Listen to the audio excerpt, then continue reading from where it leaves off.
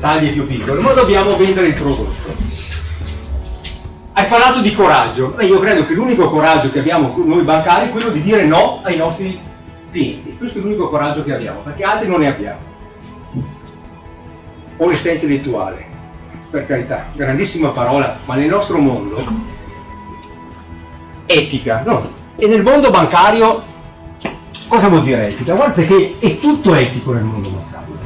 Cioè ogni prodotto di per sé è etico anche un mutuo al 17% se il problema è che non diventa più etico quando io lo vendo in maniera sbagliata e alla persona sbagliata. Quindi la banca può dire che è etica, noi siamo gli imbecilli che vendiamo e quindi ci assumiamo esclusivamente di tutto questo le responsabilità.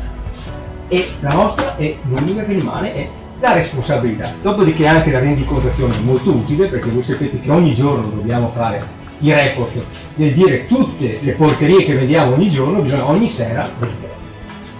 Ora questo per dire, è chiaro che ho voluto provocare un po' di discussione che farete domani, ma c'è tanto da dire insomma, ecco, sull'etica delle banche, sulla responsabilità.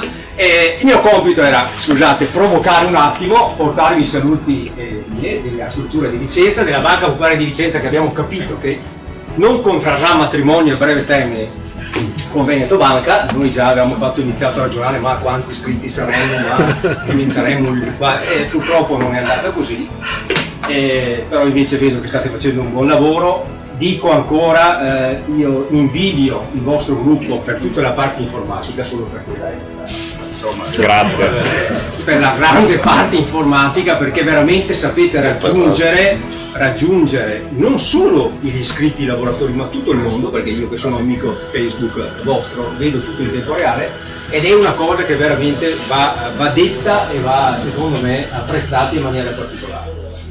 Grazie. Vi auguro buon lavoro e alla prossima occasione. Grazie.